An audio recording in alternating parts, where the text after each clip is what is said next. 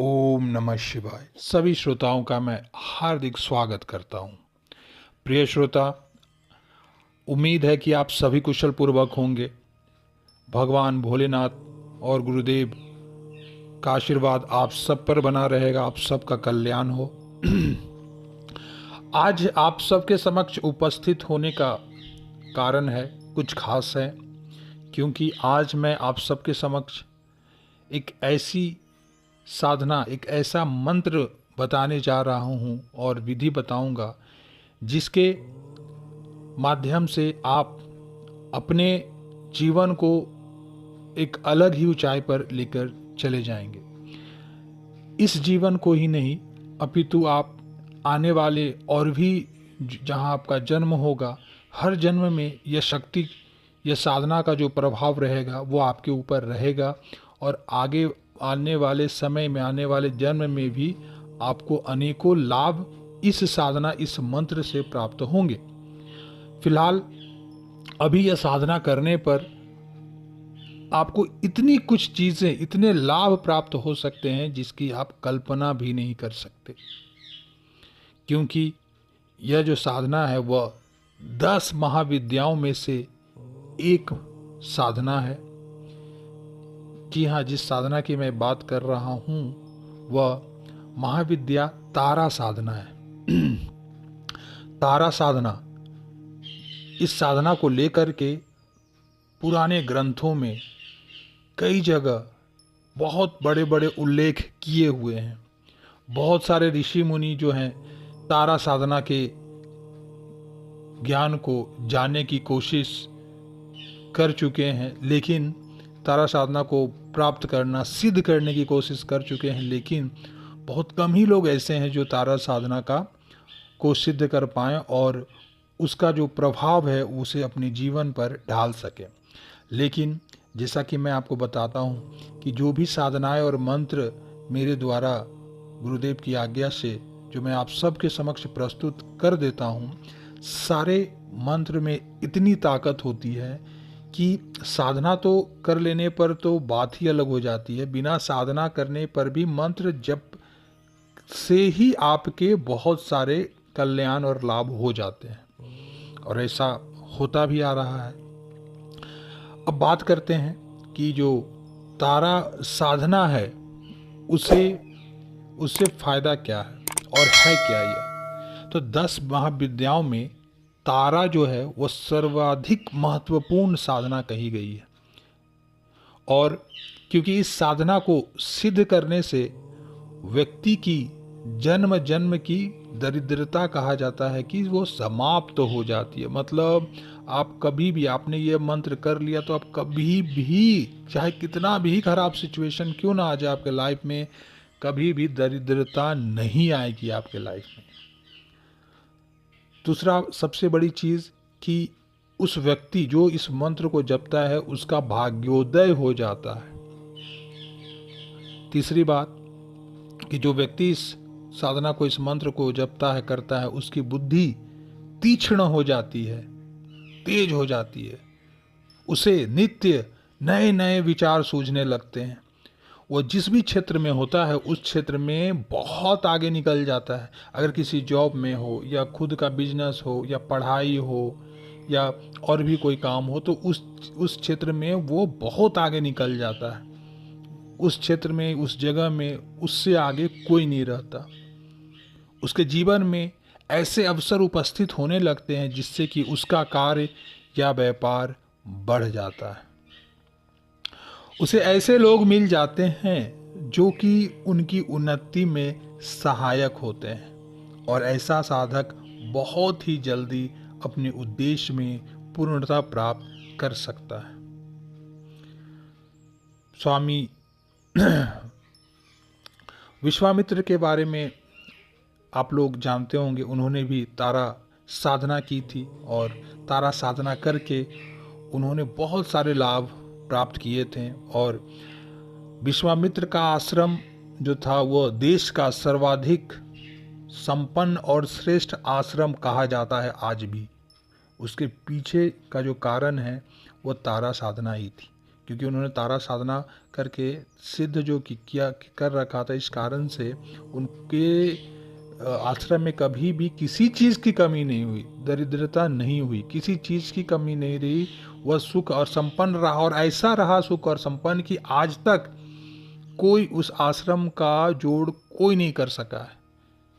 आज इतने बड़े बड़े इंस्टीट्यूट है, बैंक है, सब कुछ है, सब कुछ अप डाउन में जाता आता, लेकिन जिस लोगों ने महाविद्या तारा साधना कर ली, वह व्यक्ति जिस क्षेत्र से जुड़ा हुआ है उसमें कभी भी कोई दरिद्रता या दिक्कत नहीं आएगी। वह बिजनेस या वह व्यक्ति केवल ऊंचाइयों पे चलता जाएगा, क्योंकि देवी तारा की जो कृपा होती है उस साधक पर आजीवन बनी रहती है, और आजीवन इसी जन्म में भी नहीं अपितु अगले कई जन्मों तक उनका आशीर्वाद आपको प्राप्त होता है।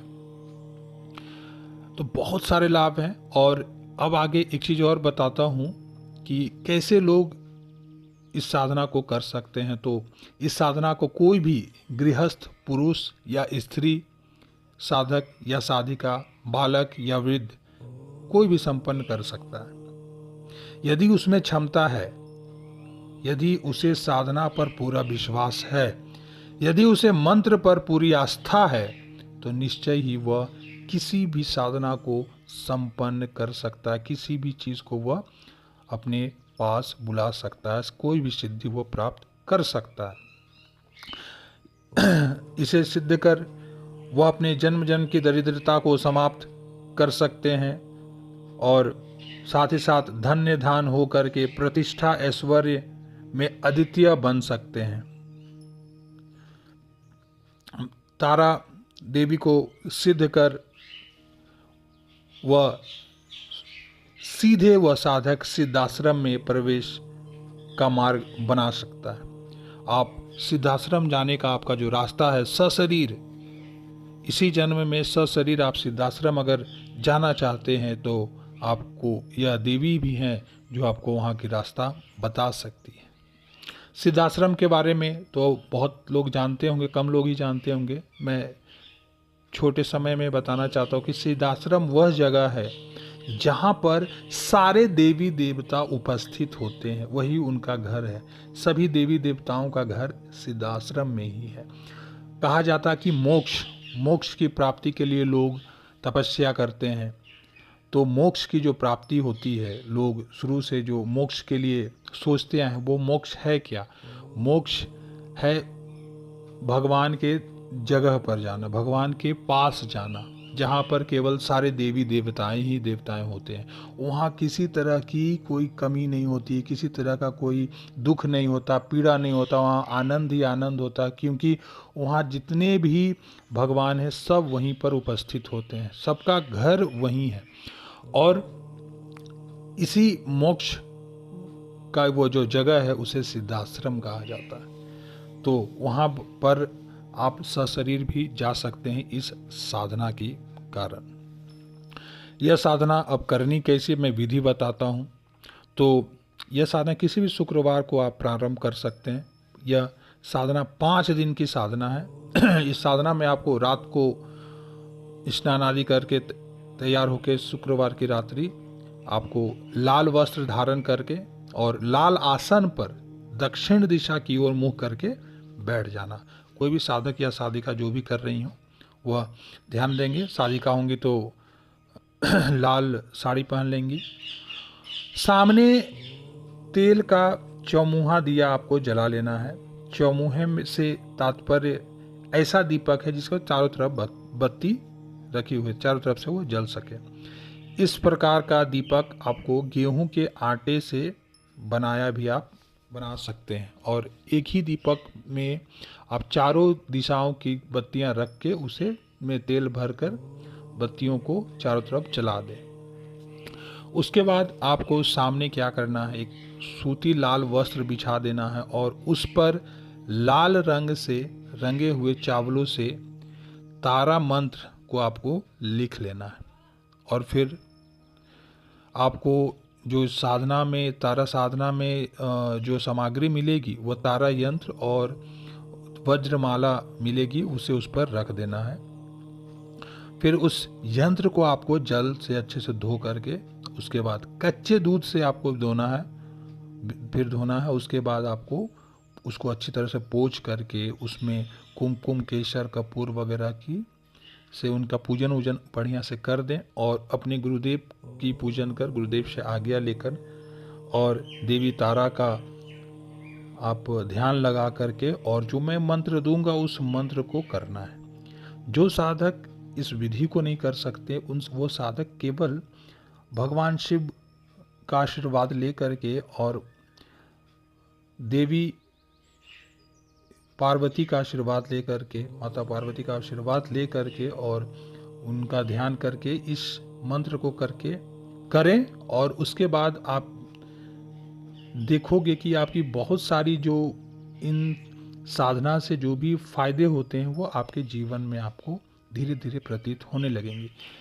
साधना करने से देवी सिद्ध हो जाती हैं और सिद्ध हो जाने पर वह प्रत्यक्ष या अप्रत्यक्ष रूप से आपके समक्ष आकर के और आपकी हर इच्छा वो पूरी कर देती है। एक बात और है कि आपको लगेगा कि ये तो अप्सराएं भी कर देती हैं इच्छाएं पूरी, लेकिन अप्सराओं और देवियों में, इस देवी में, तारा देवी में जमीन आसमान का अंतर है।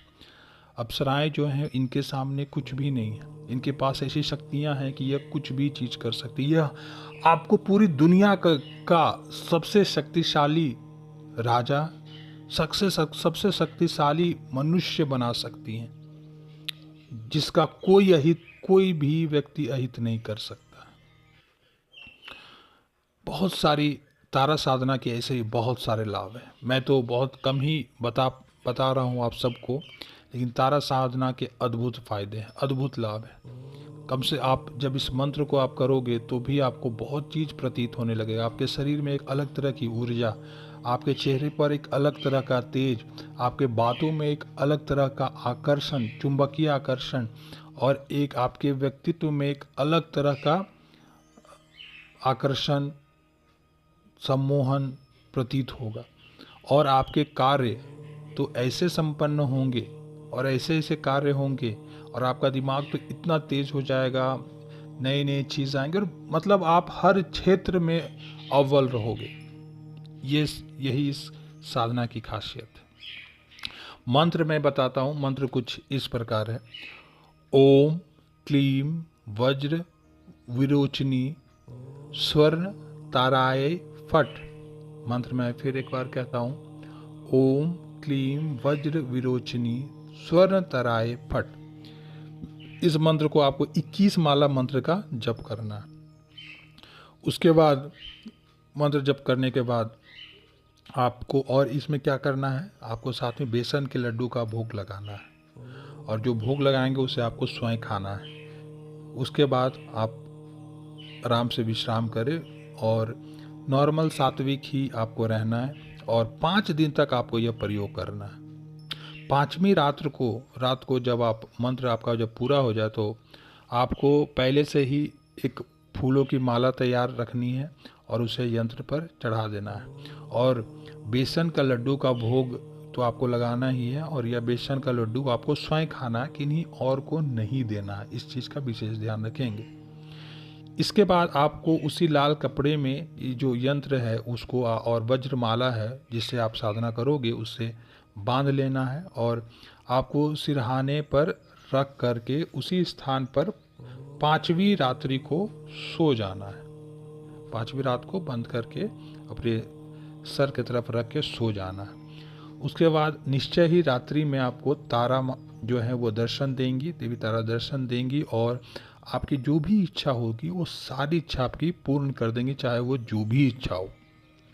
इन 5 दिनों में आप साधक हो जो भी हैं, आपको ध्यान, अगर ज़्यादा अच्छा रहे कि आप अन्न स्वीकार न करें, फल दूध और चाय वगैरह अगर पी करके अगर 5 दिन रह सके तो बहुत अच्छी बात होगी। और नॉर्मल जो भी आपका ब्रह्मचर्य का पालन वगैरह करना, ये सब तो करना ही है।